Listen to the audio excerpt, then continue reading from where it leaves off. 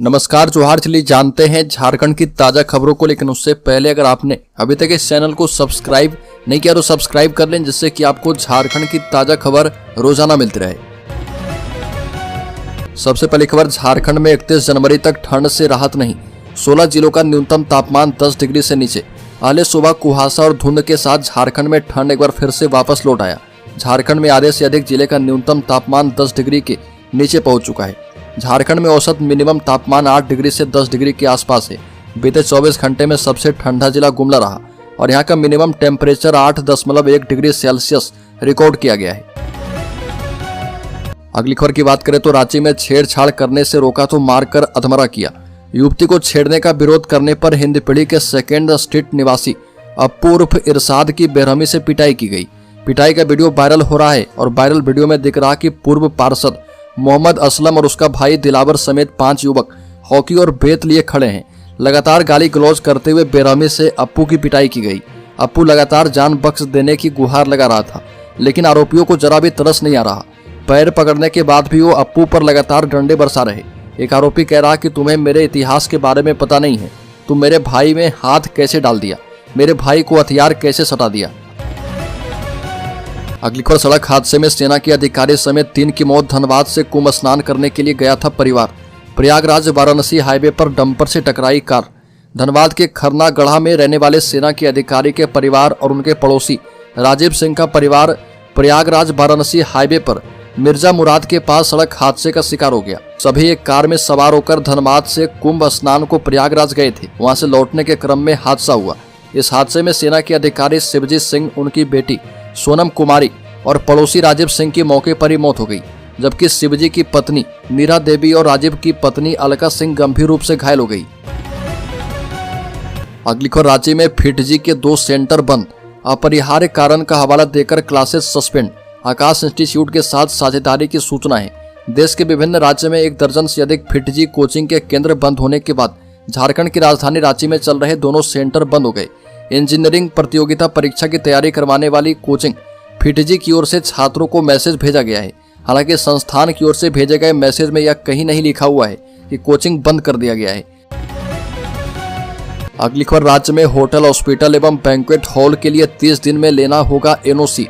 रांची सहित राज्य भर में चल रहे hospital, hotel, restaurant, dhaba, marriage hall, banquet hall और लॉन का संचालन करने वालों को अब झारखंड प्रदूषण नियंत्रण बोर्ड से एनओसी लेना होगा। अगले 30 दिनों के अंदर कंसेंट टू एस्टेब्लिशमेंट और कंसेंट टू ऑपरेट सर्टिफिकेट लेना अनिवार्य कर दिया गया है। ऐसा न करने पर बोर्ड कानूनी कार्रवाई करेगा। बोर्ड के सदस्य सचिव राजीव लोचन बख्शी ने संचालकों को निर्धारित मापदंड के तहत बोर्ड की वेबसाइट पर आवेदन करने के और एनओसी लेने का निर्देश दिया।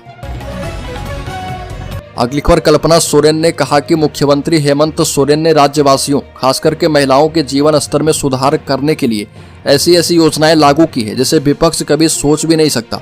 महिलाओं के जीवन स्तर में सुधार लाने के लिए मैया सम्मान योजना की शुरुआत की गई है।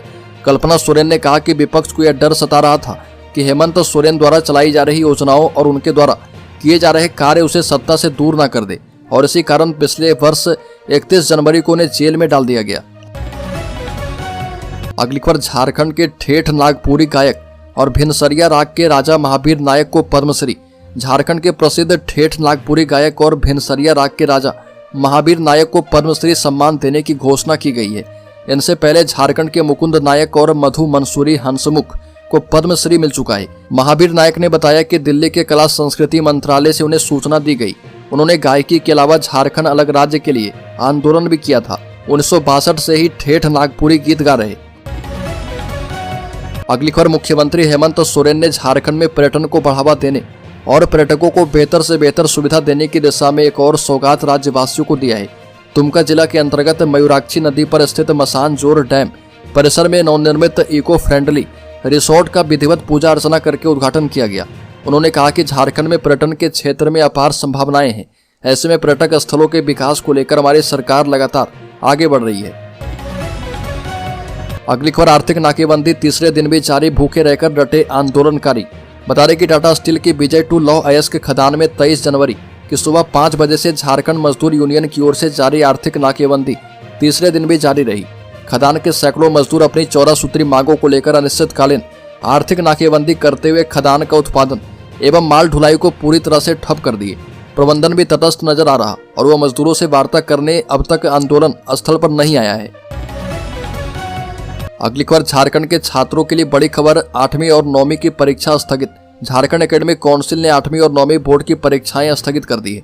8वीं की परीक्षा 28 जनवरी को होने वाली थी और 9वीं की परीक्षा 29 से 30 जनवरी को, लेकिन अब अपरिहार्य कारणों से इन्हें स्थगित किया गया। जैक बोर्ड सचिव जयंत कुमार मिश्रा ने इस संबंध में आदेश जारी किया है और बताया कि नई तारीख जल्द घोषित की जाएगी। जैक ने सभी जिलों को आदेश दिया है कि परीक्षा से संबंधित सभी सामग्री जैसे प्रश्न पत्र, रोल शीट, OMR शीट और उपस्थिति पत्रक को सुरक्षित रखा जाए। अगली खबर, झारखंड में सरकारी खातों से फर्जी निकासी मामले में 7 गिरफ्तार किए गए, नकदी और गहने भी बरामद। झारखंड पुलिस SIT ने सरकारी धन के गबन के मामलों में अब तक 7 लोगों को गिरफ्तार किया है। साथ ही नकदी और गहने बरामद करके विभिन्न बैंक अकाउंटों में करीब 48 लाख रुपए फ्रीज कर दिए हैं। झारखंड आतंकवाद निरोधी दस्ते के पुलिस अधीक्षक ऋषभ झा के नेतृत्व में SIT का गठन किया गया है। SIT ऊर्जा और पर्यटन विभाग में राज्य सरकार के उपक्रमों से जुड़े खातों से लगभग 109 करोड़ रुपए की फर्जी निकासी के मामलों की जांच कर रही है। अगली खबर, पारंपरिक स्थानांतरण की रूलबुक में संशोधन मांग रहे शिक्षक। झारखंड राज्य माध्यमिक शिक्षक संघ ने शिक्षा मंत्री रामदास सोरेन से उनके घोड़ा बांधा स्थित आवास पर मुलाकात करके उन्हें 7 सूत्रीय ज्ञापन सौंपा। इसमें मांग की गई कि सरकार जिला एवं पारस्परिक स्थानांतरण की रूल बुक में संशोधन करके इसे लागू करे। सरकारी शिक्षकों की सेवानिवृत्ति की उम्र 62 साल की जाए और इसके अलावा MSCP की तर्ज पर शिक्षकों का भी वित्तीय उन्नयन करने की मांग की गई है। अगली खबर, मजदूरों को काम पर वापस लाने की मांग को लेकर ठेका मजदूरों ने किया प्रदर्शन। बता दें कि बोकारो इस्पात कामगार यूनियन ठेका प्रकोष्ठ ने ADM पास सेक्शन पर प्रदर्शन करके ट्रैफिक विभाग, बोकारो पावर सप्लाई एवं मशीन शॉप में काम से बैठा दिए गए ठेका मजदूरों को काम पर वापस लाने की मांग की।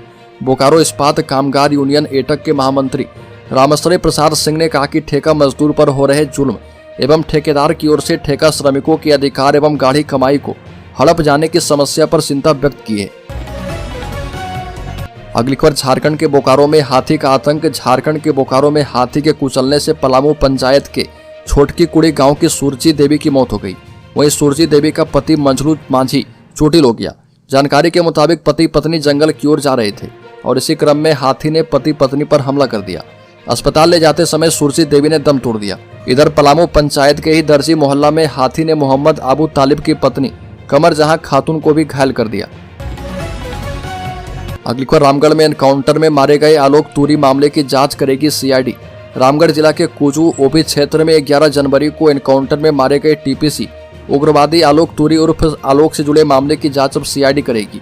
CID पुलिस से केस टेकओवर करने के बाद मामले में आगे अनुसंधान करेगी। अनुसंधान के दौरान साक्ष्य और गवाहों के बयान पर आगे की कार्रवाई की जाएगी। उल्लेखनीय कि उग्रवादी संगठन से 7-8 लोगों के कुजू OP क्षेत्र के मुरपा गांव शिबू टोला जाने के रास्ते में स्थित जंगल में एकत्र होने की सूचना पर पुलिस ने अभियान शुरू किया था। अगली खबर, पारस हॉस्पिटल HEC रांची में आंखों से नहीं देख पाने वाले मरीजों का सफल इलाज होगा। पारस हॉस्पिटल HEC में दोनों आंखों से नहीं देख पाने वाले 31 वर्षीय पप्पू कुमार का सफल इलाज किया गया। न्यूरोमाइलिटिस ऑप्टिका स्पेक्ट्रम डिसऑर्डर से पीड़ित इस मरीज का इलाज पारस हॉस्पिटल के न्यूरोलॉजी विभाग के डॉक्टर संजीव कुमार शर्मा की देखरेख में किया गया। डॉक्टर संजीव ने कहा कि पारस हॉस्पिटल में अब तक 15 से अधिक मरीजों का प्लाज्मा एक्सचेंज किया गया है। इस मरीज का भी प्लाज्मा एक्सचेंज किया गया है। अब मरीज बिल्कुल ठीक है और वह देख सकता है, पेपर पढ़ सकता है, सभी काम आसानी से कर सकता है। उसकी आंखों की रोशनी में काफी सुधार हुआ है।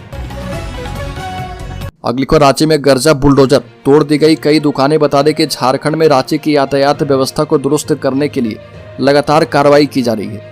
इसी के तहत ट्रैफिक पुलिस की ओर से शहर में बड़े पैमाने पर अतिक्रमण हटाओ अभियान चलाया गया और यहां बुलडोजर चलाकर कई दुकानों को ध्वस्त किया गया। इससे पहले भी रांची समेत झारखंड के कई इलाके में JCB कार्रवाई की गई थी, जिसमें कई घरों समेत दुकानों को ध्वस्त किया गया था। इस दौरान करोड़ों रुपए की जमीन को भी कब्जा मुक्त करवाया गया था। अगली खबर, झारखंड के 12 पुलिसकर्मियों को सम्मान मेरिटोरियस सर्विस के लिए मिला पदक।